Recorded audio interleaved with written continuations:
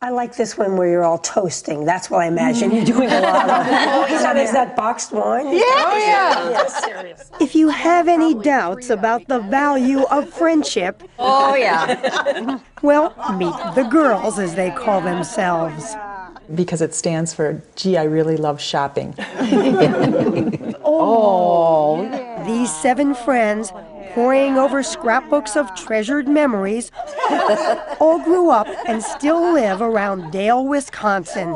They've been hanging out 3 or 4 times a month for more than a dozen years. We all accept each other for who we are. We just get along.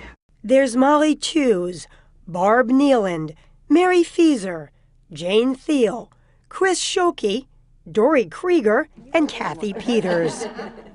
What do you talk about? Oh, lots of stuff. They're a good venting group when you need to vent about work or your husband or your children who are adults, and we love to talk about our grandkids too. Do you feel safe telling these people your deepest personal secrets and know that it's not going to be all over town? Oh, absolutely. And sometimes if you complain to them, they're going to go, really? You're complaining about that? So have you ever participated in a psychology study before? No. No? Friends can help you shoulder burdens, literally. So we're going to actually have you wear a heavy backpack. Are you okay with that? Sure. At the University of Virginia, psychology professor Dennis Proffitt and a team of graduate students, If you could just stay around here and face the hill, and if you can come this way. demonstrated how they've been asking students, either alone or with a friend standing by, If you could put this on. All right. to put on a heavy backpack and estimate the steepness of a hill. The overall results are unequivocal. They find the hill to be steeper if they're alone and less steep when they're with friends. Moreover, if you look at the strength of their friendship, the more time they spend with their friend, the shallower the hill appears. You're made stronger by having a friend with you. Or I'm less strong if I'm alone. In fact, many studies have shown that people with a circle of friends tend to be healthier and live longer. But scientists still don't understand exactly why. One of the big questions that we're interested in our lab is how the brain takes social relationships and translates that into better health outcomes.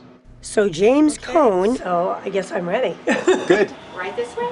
associate professor of clinical psychology at the University of Virginia, put me through the same test he's been doing on a series of subjects. He told me that while getting an MRI, I'd be given a series of mild electric shocks, but I wouldn't know when. It's what we call anticipatory anxiety, and that is our interest because that's the kind of anxiety we're interested in generalizing to our everyday lives. And most of the stuff that we worry about is stuff that's uncertain. I went through one series of shocks alone, and another holding the hand of a good friend, Sunday morning producer Kay Lim. And in my test, I want you to really focus on this region right here, down at the base. and those of all the other subjects, the parts of the brain that sense danger were much less active when holding a friend's hand. It's so dramatic. It's really a big difference. Yeah, I would say it was a bigger difference even than we had predicted. What does that tell you about what it means to have a friend? The burden of coping with life's many stressors. When you have to deal with them all by yourself, it not only feels more exhausting, it literally creates more wear on your body. In fact, a recent CBS News poll conducted for Sunday Morning finds that more than 90% of Americans say it's important to have close friends. You're wearing sweatpants. But what happens when people have trouble with their friends? So that's against the rules, and you can't sit with us. Whatever. As depicted in the 2004 film Mean Girls. You can't sit with us! When there is a relationship like that, you either need to resolve the ambivalence or else make the decision that the friendship isn't worth keeping. Psychologist Irene Levine has become kind of the Dear Abby of friendship. She wrote a book about breaking up with friends and now has a friendship blog that's drawn questions from some 200 countries. My friend at work dumped me. Should I keep hanging on to hope? That's kind of sad. Well, it's very hard when you have to face someone in the office every day and you've been friends and you're no longer friends. As for whether men and women can be friends without a sexual relationship, our poll finds that 84% of Americans say the answer is yes. But what about differences between how men see friendships with their guy pals versus how women view their female friends? I hate to put people into boxes. However, in general, women have more intimate relationships with their friends. So they're more intense, they're more important to them. I feel safer when I'm with friends. I feel like there's some empathy. They understand what I'm going through. But things are different here just outside of Dallas. Scott Prentice, John Grohl, Ron Nevelo, and Willie Baronet may do the usual guy things. We trash talk all the time. We play. What does trash talk mean? You put each other down? It means making fun of his abilities because he can't play basketball. John can't play poker. Scott can't outfish me. You know, those sorts of things. I've got pictures to prove otherwise. That's all I can say. They're photoshopped. You get the point. Especially when they join other friends for a game of whirly ball. Kind of a mashup of lacrosse and basketball played in bumper cars.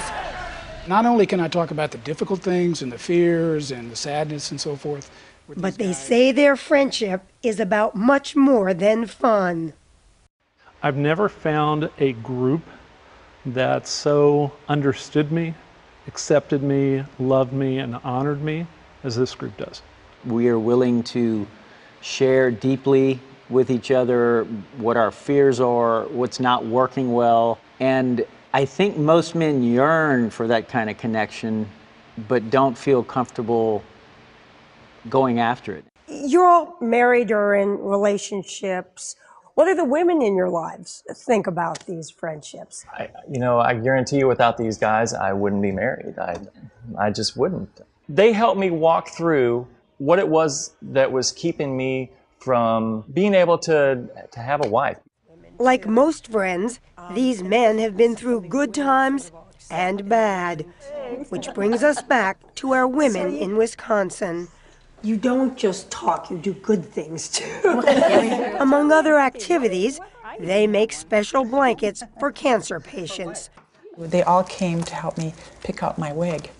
So it was a sad coincidence when first Barbara, then Dory, was diagnosed with cancer in the past few years.